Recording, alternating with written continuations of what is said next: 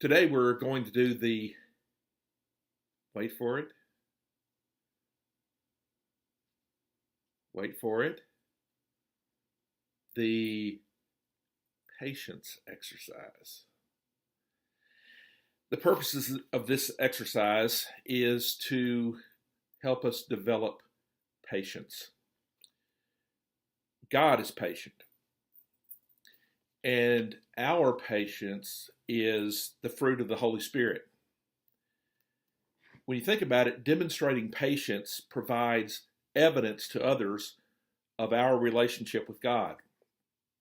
On the other hand, being constantly miffed, irritated, agitated, frustrated can be a sign we're not walking with God and not allowing the Holy Spirit to guide us.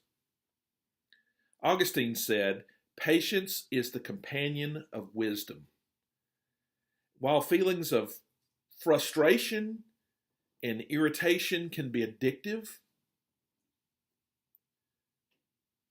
patience, the practice of patience, can be addictive as well. And I hope that these exercises will help us develop patience. Okay, here are the instructions. Week 1. Begin each day by reading the following passages about patience and ask God to, throughout the day, make you aware of moments when you are impatient, when you are irritated, when you are agitated, when you are frustrated. Here are the passages. Whoever is patient has great understanding, but the one who is quick-tempered displays folly. Proverbs 14:29. A hot-tempered person stirs up conflict, but the one who is patient calms a quarrel. Proverbs 15:18. A person's wisdom yields patience. It is one's glory to overlook an offense. Proverbs 19:11. Be joyful in hope, patient in affliction, faithful in prayer.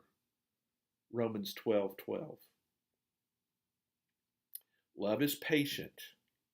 Love is kind. It does not envy. It does not boast. It is not proud. 1 Corinthians 13, verse 4.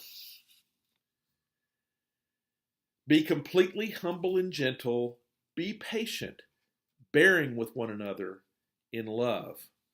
Ephesians chapter 4, verse 2. So the first week, read this quick list of scriptures in the morning and ask God, God, show me throughout this day those moments when I'm being agitated and frustrated, irritable, and impatient. All right, the second week, continue to begin each day by reading those passages, and then practice patience in the following ways. 1, when you have the opportunity, choose the longer line. That means going through airport security. Don't choose the shortest line, choose the longest line. When you're at the grocery store, choose the longest line. Stay out of the express lane. If you have one item you're trying to buy at the store, go stand in the longest line. When someone asks you to go in front of them, say, no thank you, I'm not in a hurry. And in fact, and this is number 2, allow someone to go in front of you. In fact, if you're standing in that grocery line with one item and somebody says, why don't you go in front of me? Not only do I encourage you to decline that offer, but if someone comes up behind you with a basket full of stuff, let them go before you. Now, you may be shaking your head and saying, this is stupid, Bob.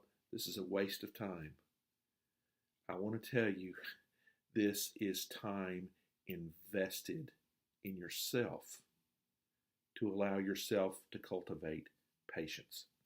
If you go to the post office, a lot of times you have to pull those numbers, or you go to the deli at the grocery store, you have to pull those numbers, or whenever you have to pull a number and wait in line, when it's time for your number to be called, give it to somebody who's just come in and take their number. Take their higher number, give them your lower number, and allow them to go. And sit there patiently. Take a look at other people who are waiting in line. What do they look like? A person who's filled with the Holy Spirit should look calm, not agitated, calm, serene, patient. Number 3, allow people who are merging to go first. Like if you're exiting a parking lot after a game or a concert or after work, let people go in front of you. If people are trying to merge on in the interstate or people need to change lanes, let them get over. Allow people to go in front of you. Number 4, and this is going to be incredibly difficult for a couple of you. I'm not going to call names, but I would like to. Set a timer and sit still and quietly for 2 minutes. No fidgeting.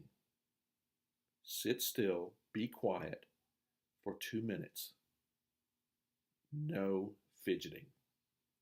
Next, make it your goal to eliminate rushing. So begin earlier than you usually do so that you can be on time to something without rushing. Stop rushing and be on time. Not only is it inconsiderate and selfish to be late chronically, but we need to understand that rushing fuels impatience, and impatience sometimes fuels rushing. Eliminate rushing. Get up earlier, get started earlier, eliminate rushing. Next, recognize that other people are humans and that they may fail you. And they may act in a way that you don't like, that you don't appreciate, that you don't think's right. But that's okay in the sense that it's not your responsibility. And if someone fails you, that's okay. People need your patience. So choose to respond rather than with frustration and anger and irritation. Choose to respond with mercy and with grace and forgiveness rather than with frustration and disgust. And finally, recognize you are human. You will make mistakes. You will need your patience with yourself. So learn to laugh at yourself. Remember that growth and change takes time. Express thanks to God for God's patience and mercy and grace for loving you even when you're not perfect. And part of recognizing that you're human is watching yourself talk. And instead of saying to yourself, "Oh, you're so stupid." Don't talk to yourself like that. I don't like people talking to my friends like that. You're my friend. Stop talking like that to yourself. And say this instead. When you're tempted to say, "Oh, you're so stupid, that was dumb." Instead of doing that, say this. You are God's beloved. Say it to yourself.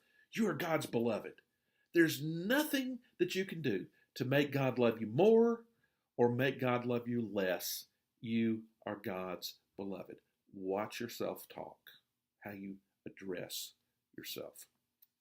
I hope that these exercises over the next 2 weeks will help you grow to be more patient.